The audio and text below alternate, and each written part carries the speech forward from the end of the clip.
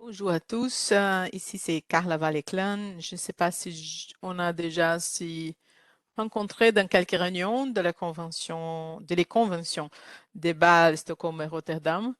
Je travaille dans le secrétariat avec mes collègues Dan et avec ma collègue Lisa qui va faire la présentation en français. Lisa va faire un stage avec nous pendant 6 mois. Et elle est francophone, elle travaille avec moi dans ce thème-là. Et c'est pour ça que je posais la question à Lisa si elle voulait faire la présentation. Parce que mon français, comme vous, vous voyez, c'est un peu limité avec un grand accent brésilien. Mais de toute façon, à la fin, on peut discuter quelques questions que vous avez et après le webinaire aussi, si vous avez quelques autres questions qu'on n'a pas discutées ici, vous pouvez m'écrire à la fin de la présentation. On aura un slide avec le email que vous pouvez m'écrire. Bon, Lisa, s'il te plaît, Merci Carla. Je bonne vais partager. présentation. Merci.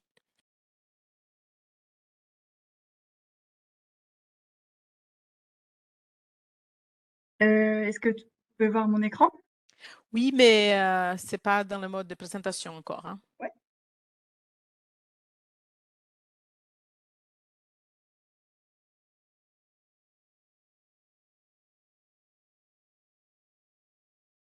Voilà. Alors, Pas bonjour à encore, tous. pas encore. Ah, Ah, oui, maintenant oui, ça va. Super. ok. Alors, bonjour à tous et à toutes. Je suis Lisa Capovilla, stagiaire au secrétariat et sous la supervision de ma collègue Carla Valle-Clan. Étant francophone et ayant travaillé sur les rapports nationaux, c'est moi qui vais vous faire cette présentation aujourd'hui. Donc, merci de participer à ce webinaire qui a pour objectif de vous fournir une introduction à l'obligation de soumettre un rapport national. Peut-être que c'est une obligation que certains d'entre vous découvrent aujourd'hui. Nous allons donc vous donner quelques pistes pour vous initier au rapport national. Si vous avez des questions, n'hésitez pas à me les poser à la fin de la présentation. Ma collègue Carla est également présente pour vous fournir davantage de détails si besoin. Si vous n'avez pas le temps de nous communiquer vos questions aujourd'hui, vous pouvez également les envoyer par email à Carla. Son adresse est communiquée à la fin de ce diaporama, qui vous sera d'ailleurs envoyé par la suite.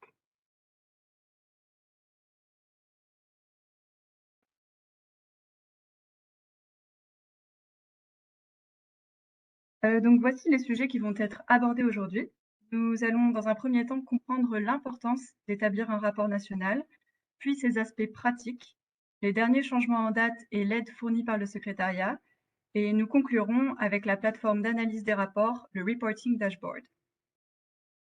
Voici quelques raisons que nous voulions mettre en avant afin de justifier l'importance d'établir un rapport national.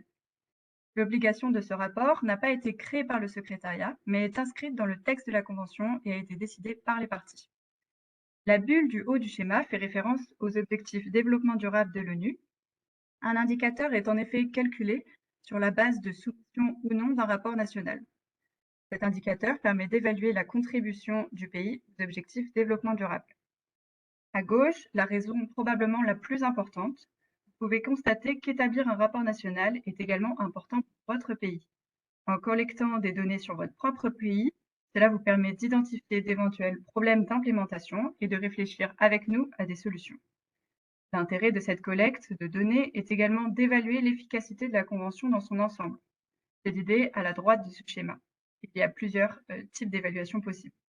Enfin, le secrétariat interprète les données que vous nous fournissez afin de comparer des tendances propres aux différents produits suivis.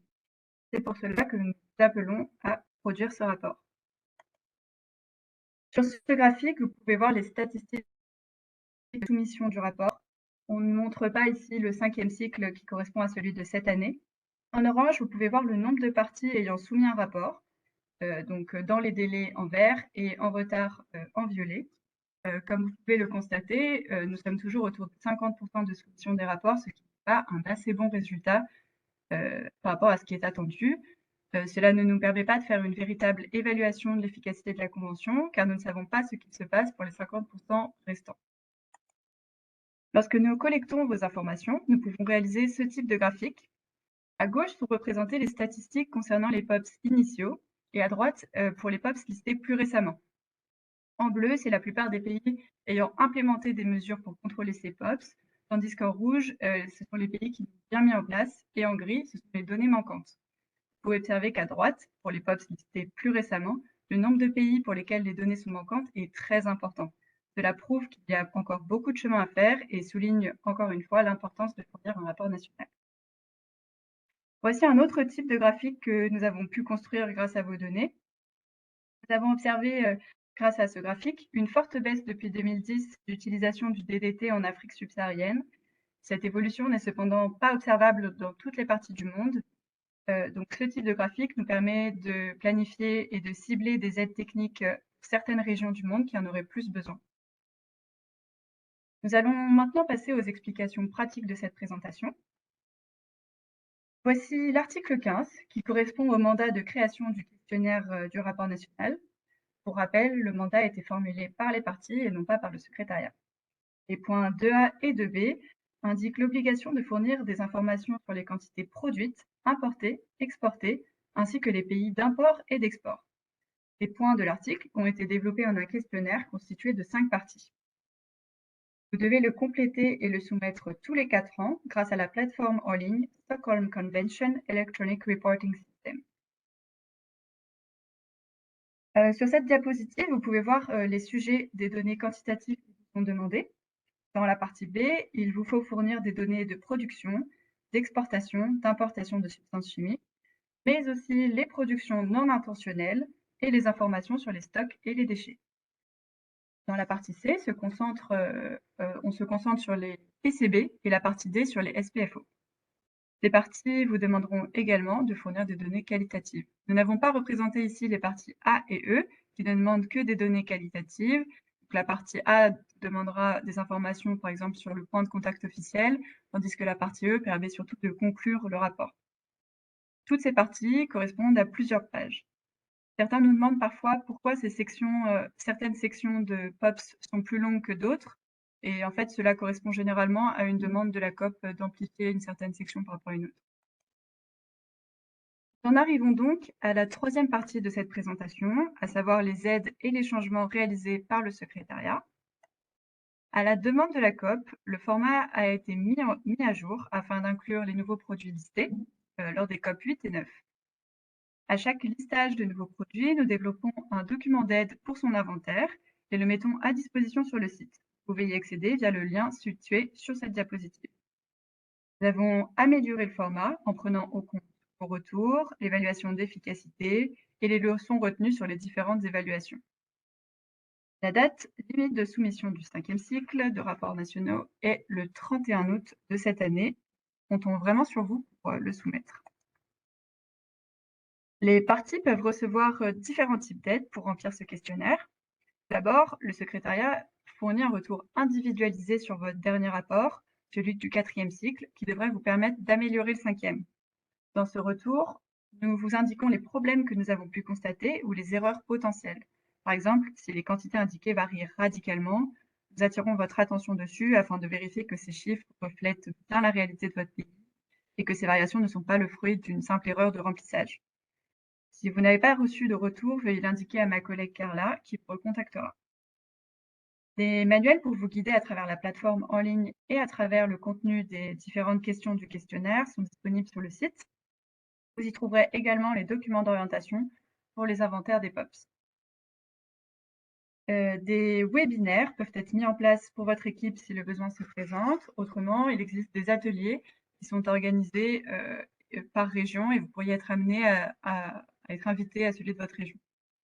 Une aide individuelle par email est également envisageable au cas par cas. Donc ici, vous pouvez voir une capture d'écran du site internet. Vous retrouverez la plateforme électronique de réponse en vous rendant dans l'onglet Countries, en choisissant la catégorie Reporting, puis Electronic Reporting. Une fois arrivé sur la plateforme, vous pouvez choisir le langage, à savoir parmi les 6 langues officielles de l'ONU, l'arabe, le chinois, anglais, français, espagnol et russe. Si vous voyez un problème de traduction, n'hésitez pas à nous le formuler. 2 types de comptes vous sont fournis. Celui pour votre point de contact officiel, qui sera le seul à avoir la fonctionnalité « Présenter le rapport national » pour soumettre la version finale du rapport au secrétariat. et des comptes pour vos agents techniques qui peuvent être des personnes remplissant les données du questionnaire. Voici l'interface du questionnaire. Comme vous pouvez le constater sur cette capture d'écran, il y a deux barres principales. À gauche, c'est le menu qui vous permet de naviguer entre les sections. En haut, c'est la barre horizontale permettant de plusieurs fonctions. Donc vous pouvez naviguer entre les pages et vous pouvez également sauvegarder les changements. C'est une fonctionnalité qui est très importante puisque nous vous recommandons de faire votre rapport sur une période étendue et non pas en une seule fois. Vous pouvez également vérifier vos erreurs. Nous reviendrons sur cette fonctionnalité un tout petit peu plus tard. Et enfin, vous pouvez télécharger la page sur laquelle vous êtes en train de travailler en version Word, pouvoir l'utiliser dans un autre contexte, comme une réunion personnelle par exemple. Au centre, c'est donc toute la zone de travail de vos données. Un autre aspect de la plateforme, c'est que certaines sections sont pré-remplies par les données de votre cycle précédent. Par exemple, si votre pays a produit un rapport pour la dernière fois pour le 3e cycle, vous verrez s'afficher les données de ce cycle dans ces sections. Ceci est censé vous faciliter votre travail, et il est très important que vous vérifiez l'exactitude de ces données, notamment si elles nécessitent une mise à jour. Par exemple, si la législation a été modifiée depuis. Pour les sections non pré-remplies, vous pouvez simplement compléter avec vos nouvelles informations. Le questionnaire vous affiche le contenu des articles en lien avec les questions grâce à une fonctionnalité pop-up. Faisons cela pour que vous compreniez l'origine des questions par rapport à la convention.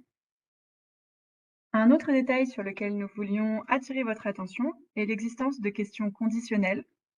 Selon votre réponse à la première question, vous serez peut-être amené à répondre à différentes questions pour approfondir votre première réponse ou donner plus de détails ou la justifier. Nous vous invitons donc à être très prudent quant au nombre de questions qui peut varier selon votre réponse à la première question. La fonctionnalité présentée ici est la vérification des erreurs. Elle est censée vous signaler des oublis, par exemple, mais ne doit surtout pas vous empêcher de soumettre votre rapport. De notre point de vue, il vaut mieux que le rapport soumis soit incomplet qu'inexistant. Je vais maintenant vous présenter les différents changements de forme du questionnaire. Ces changements ont été réalisés afin de vous faciliter le remplissage du questionnaire. Le tableau des productions non intentionnelles des POPs a été simplifié et se base désormais sur l'outil pour l'identification des POPs non intentionnels que vous utilisez peut-être. Cette harmonisation devrait faciliter le transfert d'un outil vers l'autre et vous permettre de réutiliser des données déjà collectées. Vos données concernant les PCDD et les PCDF sont très importantes et nous espérons que ces changements faciliteront votre tâche et nous permettront de les recevoir. Les tableaux concernant les PCB et les applications à système ouvert ont été simplifiés et sont désormais bien plus concis. Les données d'exportation et d'importation des PCB ne sont plus demandées que dans 2 sections afin de regrouper et faciliter le remplissage du questionnaire. Si vous rencontrez de nouveaux problèmes tels que des questions d'unité, par exemple, liées à des changements que nous avons réalisés, n'hésitez pas à nous solliciter pour que nous puissions vous aider. Enfin, des changements de formulation ont été réalisés, par exemple des changements de nom de colonne. De même, c'est la partie sur les SPFO qui a été modifiée, donc l'ensemble a été simplifié et les derniers changements concernant les buts acceptables et les dérogations spécifiques ont été incorporés au système. Sur cette diapositive, vous pouvez voir où se trouve la fonctionnalité permettant de soumettre vos rapports si vous êtes le point de contact officiel une fois que vous avez fini de remplir. Le secrétariat sera alors informé et vous recevrez également une notification. Pour rappel, nous vous invitons à soumettre le rapport avant le 31 août de cette année. Par ailleurs, vous pouvez ajouter sur cette page vos commentaires. Si vous n'avez pas pu connecter des informations sur certains POPs notamment, cela nous permet de comprendre pourquoi vous n'avez pas pu remplir et éventuellement de vous proposer une aide. Alors voici quelques points clés pouvant sembler basiques mais qui sont véritablement essentiels pour améliorer votre rapport. D'abord, évitez de laisser des questions sans réponse, ajoutez des commentaires si possible comme on l'a vu sur la dernière slide à la fin. Néanmoins, il vaut mieux soumettre un rapport incomplet que pas de rapport du tout. Dans les champs numériques, il est important que vous nous indiquiez des chiffres, mais pas de caractères tels que non disponible ou des lettres. Les décimales doivent être indiquées avec un point. Si possible, fournissez des informations sur des périodes anciennes aussi. Vous pouvez modifier des données que vous aviez remplies lors de cycles précédents. Et comme nous avons vu lors de cette présentation, c'est vraiment très important pour nous d'avoir des informations sur une donnée et sur une période étendue. Lorsque vous réalisez des inventaires, pour le plan national de mise en œuvre par exemple, n'hésitez pas à utiliser cette collecte pour le rapport national. En effet, ce sont des exercices complémentaires et nous vous invitons vraiment à réutiliser des collectes que vous auriez pu réaliser à un autre moment, dans un autre contexte. L'étape de vérification est essentielle. Elle vous permet de vous assurer que ce que vous envoyez correspond bien à la réalité de votre pays. Voici les manuels dont je parlais un peu plus tôt dans la présentation. Celui-ci est un guide de la plateforme en ligne et vous permet de comprendre toutes ses fonctionnalités. Il est utile notamment s'il s'agit de votre premier rapport et que vous n'êtes pas familier avec cette plateforme.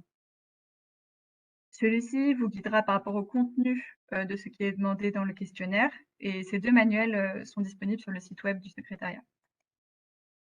Passons donc à la dernière partie, le tableau de bord des rapports, le Reporting Dashboard. Avec le chemin indiqué ici, vous pourrez accéder à cette plateforme interactive de mise en commun des données des rapports nationaux. Cela permet de visualiser les données des parties selon une structure qui suit celle du questionnaire. Différentes formes. Ces données, vous pouvez les retrouver en ligne, regroupées ou dans des graphiques pour exprimer des tendances. Donc, à la gauche du dashboard, vous trouverez un menu déroulant. Cela vous permet de naviguer entre les parts, sections and questions. La catégorie Status of Submissions affiche la date et le nombre de rapports soumis. Overviews présente différentes visualisations de données et les sections qui suivent sont sur les thématiques du questionnaire et en présentent les résultats. Lors de la visualisation, vous pouvez choisir le cycle qui vous intéresse. Vous pouvez choisir certaines régions du monde ou les données de certains pays. Vous pouvez d'ailleurs en sélectionner jusqu'à 10. Vous pouvez également ajouter des filtres selon la nature de la question ou du tableau. Voici un exemple qui vous montre que les résultats peuvent s'afficher en diagramme circulaire ou à barres et peuvent être extraits au format PDF ou PNG. Les données sont également exportables sur un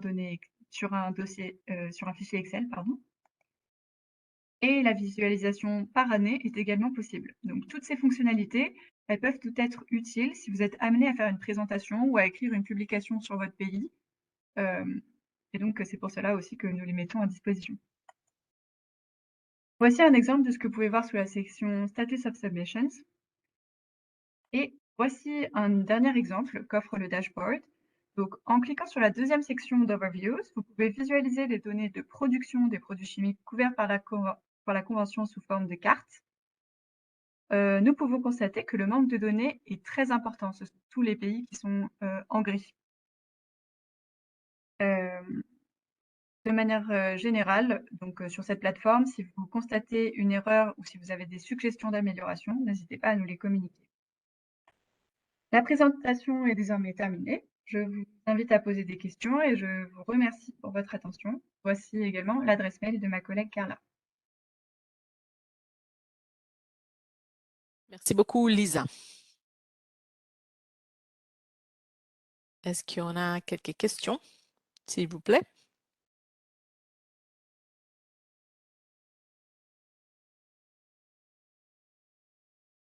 Oui, s'il vous plaît, Madame Blaton. Oui, bonjour, bonjour à tous. Bonjour. Merci effectivement pour cette présentation. Simplement pour savoir, est-ce qu'il est possible ensuite, une fois qu'on a transmis le rapport national, de revenir dessus ou faut attendre le cycle qui suit, c'est-à-dire dans 4 ans?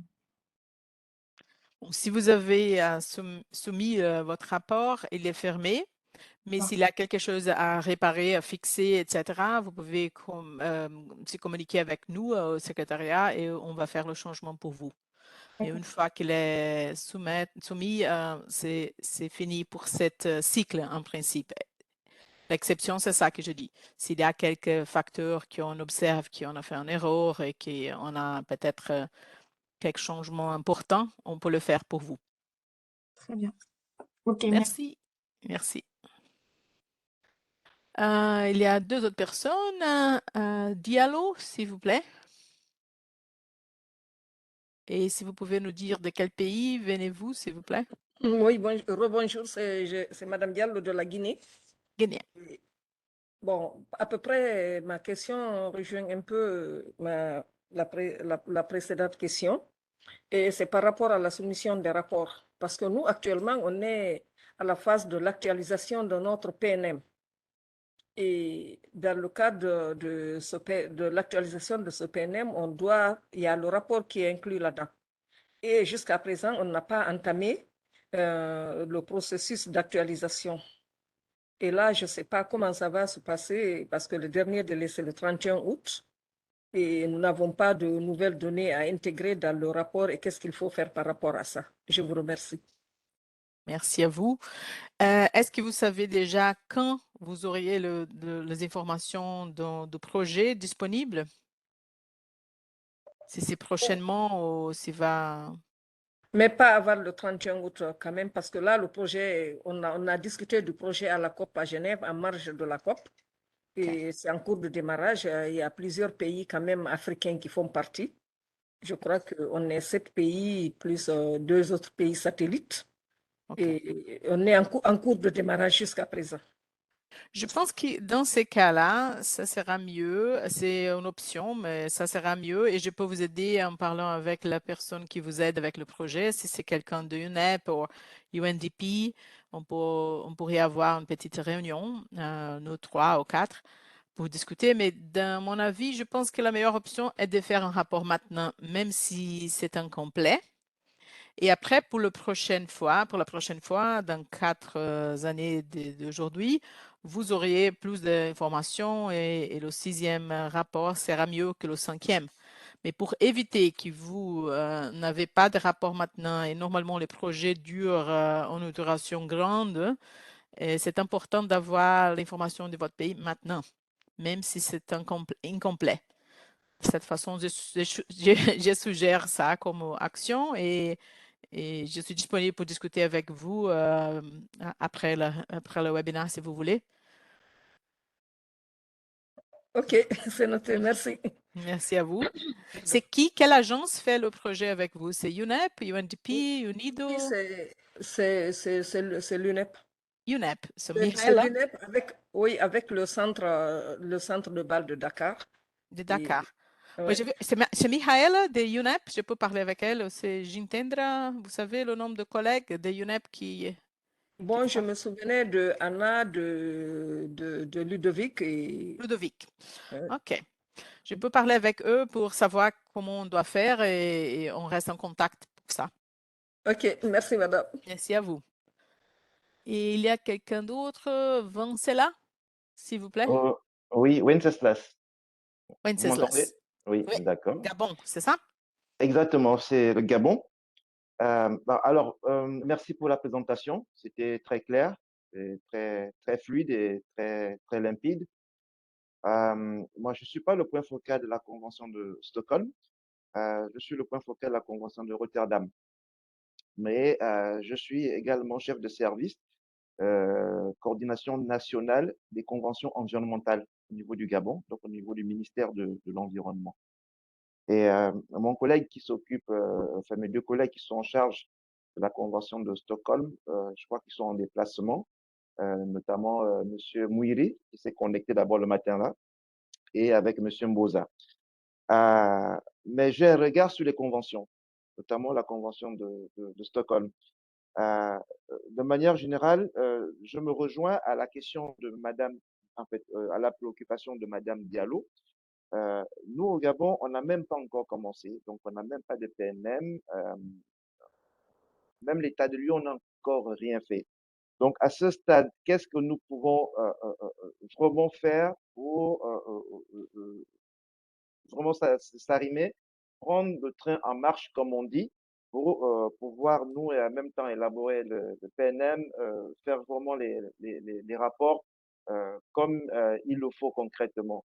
C'est-à-dire par quoi nous pouvons commencer, quelle est la piste la plus simple possible pour que nous puissions avancer. Et là, je vois que effectivement mon collègue qui est en charge de la Convention de Stockholm, Monsieur Mboza, je crois qu'il vient de se connecter. Donc, peut-être qu'il a encore un complément de question, puisque celui qui est vraiment le point focal de cette convention, il pourra compléter. Donc, voilà un peu en fait, la préoccupation du Gabon. Merci. Merci à vous. Si j'ai entendu bien, vous avez quand même un projet maintenant ou vous avez un projet qui s'initie maintenant? On a un projet qui s'initie maintenant. OK, vous avez un projet. Pour cette raison, je pense que c'est mieux aussi de parler avec l'agence qui va vous aider. Est-ce que vous savez si c'est UNEP ou UNDP ou une autre agence qui vous aide avec ces projets-là Non, on n'a pas encore l'agence qu'il faut. qu'il faut? Vous auriez ça, je pense qu'on pourrait avoir la même chose que j'ai dit avant. On pourrait peut-être avoir une petite réunion entre nous électroniquement pour discuter la meilleure manière de le faire. De toute façon, c'est comme je dis toujours, c'est mieux d'avoir un rapport incomplet de n'avoir pas un rapport. Pour cette raison, avec cet argument, je pense que c'est mieux que vous, l'équipe de Gabon, reste en contact avec moi et regarde le questionnaire. Peut-être il y a quelques questions que vous avez déjà une réponse possible. Même si pour la majorité, vous n'avez pas, parce que vous commencez le travail maintenant de collecter les dates, des informations. De toute façon, je vous invite à regarder ça et à évaluer si c'est possible de soumettre votre rapport, même si c'est incomplet. Ça pourrait aussi aider avec le développement de ces projets pour exactement savoir où est-ce qu'il manque des détails qui sont peut-être importants pour vous et aussi pour choisir la priorisation dans le projet, des formes que vous pouvez dans le futur, avec le développement de ces projets, répondre à toutes les questions et tableaux qui sont dans le questionnaire. Si vous voulez, on peut faire la même chose pour vous et pour la dame de Guinée. On pourrait organiser une réunion séparée si vous voulez. On peut discuter un peu plus profondément ces détails. Mais je vous invite à soumettre votre rapport incomplet quand même. Et après, vous améliorez avec la prochaine choix, la prochaine opportunité que vous avez. D'accord, ok, merci. Parfait. Merci à vous. Est-ce qu'il y a quelques d'autres questions?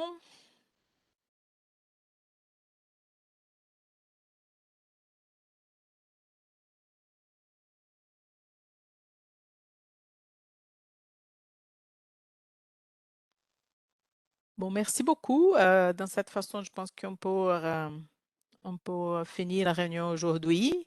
Je voudrais dire un grand merci à Lisa et à Dan qui ont m'aidé avec cette réunion aujourd'hui et à vous pour votre participation. Vous êtes occupés et vous avez pris le temps pour venir ici aujourd'hui. Et j'aimerais bien rester en contact avec ceux qui veulent et qui ont besoin de quelques discussions encore plus. S'il vous plaît, vous pouvez m'écrire par email et on peut discuter cette possibilité après la réunion d'aujourd'hui. Une bonne continuation à chacun et à la prochaine fois. Merci beaucoup. Et merci à vous aussi d'avoir organisé Ok. cette réunion qui nous a éclairci Merci beaucoup de beaucoup. choses. Merci beaucoup. Merci Merci beaucoup, beaucoup. Carla. Au revoir. Au revoir, Carla. À bientôt. Merci. Merci.